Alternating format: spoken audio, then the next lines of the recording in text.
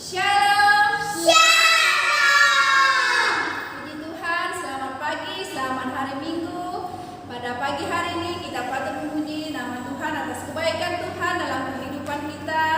Kita masih sehat, kita masih kuat, sehingga pada saat hari ini kita akan sekolah minggu.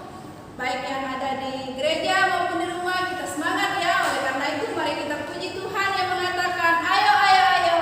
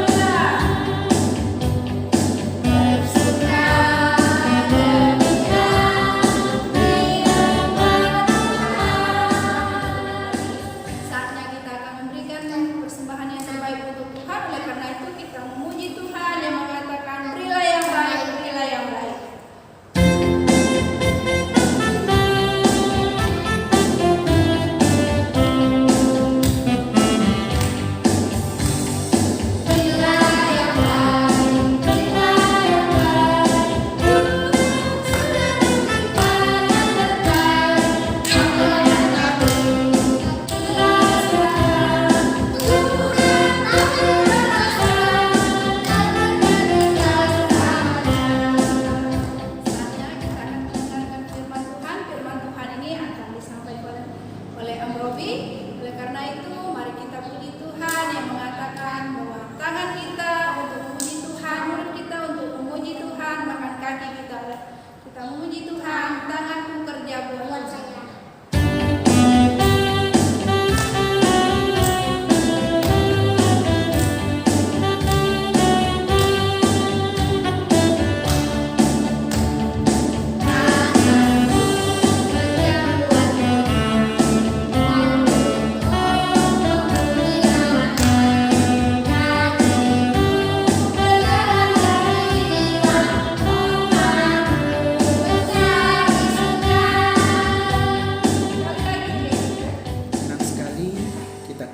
berjumpa lagi dalam acara secara online ataupun langsung melalui mungkin handphone anak-anak sekalian di rumah, atau bisa juga dilihat di televisi dengan menghubungkan dengan YouTube.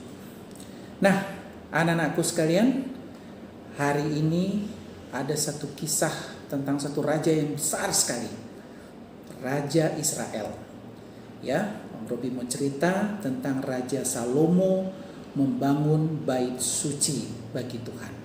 Sebelum kita masuk dan mendengarkan cerita tentang firman Tuhan ini, kita berdoa.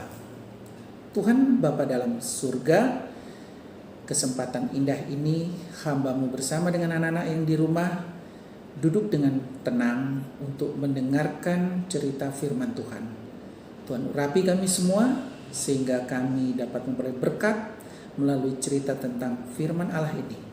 Dan cerita ini kami tidak lupa sampai kami dewasa dan menjadi panutan di dalam kehidupan kami. Dalam nama Tuhan Yesus. Haleluya. Amin. Anak-anakku sekalian, Raja Salomo adalah raja yang besar. Raja Salomo ini adalah anak Raja Daud. Dan dia mendapatkan satu tugas khusus dari Tuhan. Jadi Tuhan mengkhususkan diri Raja Salomo untuk membangun bait suci. Membangun rumah Tuhan, rumah untuk beribadah. Kalau sekarang kita kenal dengan gereja. Zaman dulu orang menyebutnya bait suci. Dan ini sejarah mencatat, ini adalah bait suci yang terbesar sepanjang sejarah sampai dengan saat sekarang. Jadi belum ada rumah ibadah yang bisa menandingi rumah ibadah yang dibangun oleh Raja Salomo waktu itu. Waktunya cukup panjang, ya, 7 tahun Raja Salomo membangun rumah ini. Terus kemudian kita bertanya, Raja Daud kan juga raja yang besar.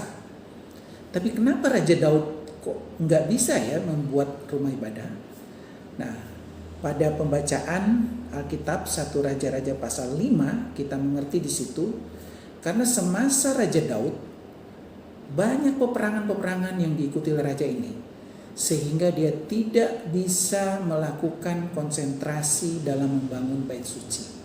Nah, setelah penggantinya anaknya Salomo, barulah Tuhan menugaskan secara khusus kepada Raja Salomo untuk membangun satu bait suci, tempat hadirat Tuhan hadir, dan di situ bangsa Israel bisa mempersembahkan korban pada waktu-waktu yang sudah ditentukan. Anak-anakku sekalian, pembangunan bait suci ini merupakan tugas yang besar. Tidak semua orang bisa melakukannya. Kenapa? Karena bait suci ini memiliki aturan-aturan yang khas, aturan-aturan yang khusus, dan itu ditepati tidak salah oleh Raja Salomo. Ya, panjangnya, lebarnya, tingginya bait suci itu semuanya sesuai dengan yang Tuhan perintahkan kepada Raja Salomo. Dan akhirnya setelah menghabiskan waktu 7 tahun, maka bait suci ini selesai. Dan apa yang indah dari bait suci ini? Kalau kita baca dari 1 Raja-Raja pasal 6, jadi bisa anak-anak nanti baca di rumah ya.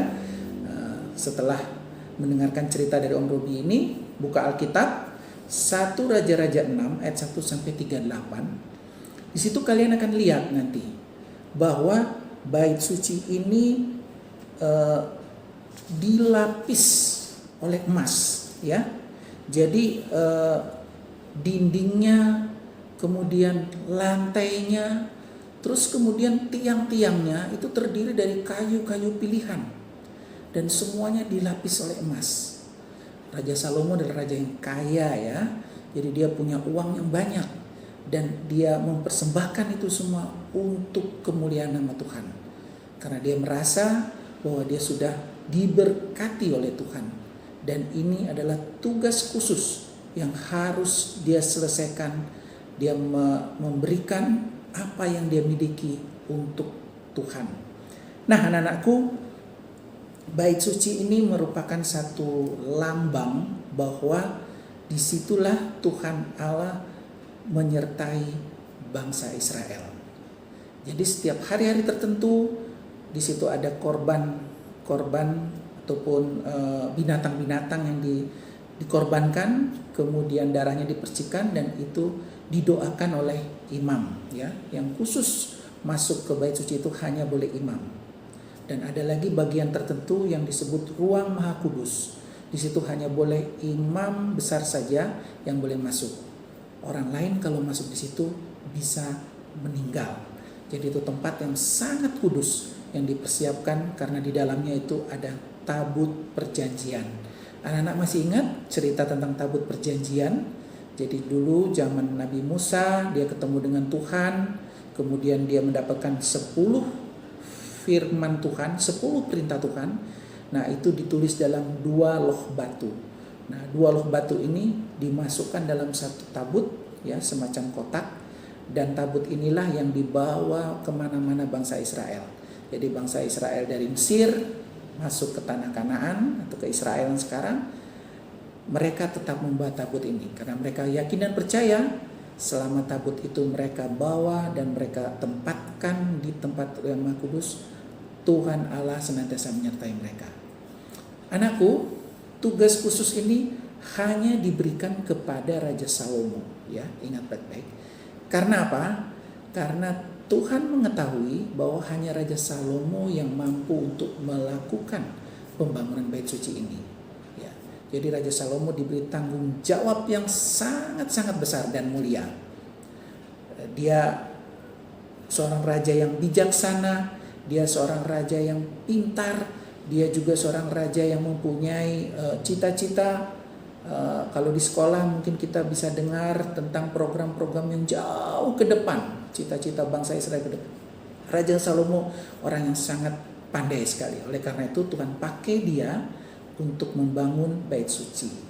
Nah, jadi nggak main-main ya anak-anakku ya. Tugas sebagai seorang raja, dia juga harus memimpin rakyat Israel dan dia juga harus menyelesaikan pembangunan bait suci yang sangat-sangat megah. Ya.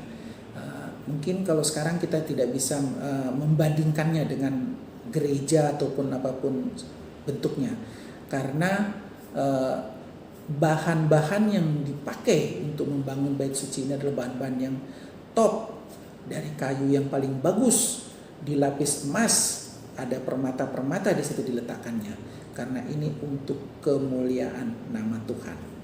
Nah, anak-anakku, Tuhan memberikan tugas kepada Raja Salomo karena Tuhan tahu Raja Salomo mampu menyelesaikannya. Dan Raja Salomo pun menerima tugas itu dengan senang hati. Ya, dia tidak menolak, tetapi dia dengan sukacita dia menerima tugas itu. Artinya Raja Salomo dengan penuh tanggung jawab menerima apa yang Tuhan perintahkan kepadanya dan menyelesaikannya. Ya, inti Om Robi cerita pada hari ini adalah tanggung jawab kita di dalam apa yang Tuhan perintahkan dan kita harus menyelesaikannya. Nah, anak-anak sudah tahu apa tanggung jawab? Ya, tanggung jawab bagi anak-anak, mungkin anak-anak yang masih kecil, tanggung jawab itu kalau Om Robi bisa contohkan, kalau bangun pagi ya langsung merapikan tempat tidur. Jadi jangan bangun pagi langsung lari, tempat tidur acak-acakan. Itu namanya bukan tanggung jawab. Karena apa? Karena sewaktu sebelum kita tidur, mama papa sudah merapikan itu.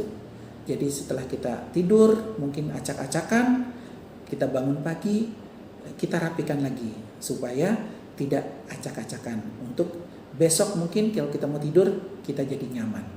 Juga tanggung jawab untuk anak-anak yang lebih besar lagi. Mungkin sebagai kakak-kakak, ya, tanggung jawab untuk menjadi teladan bagi adik-adiknya, ya.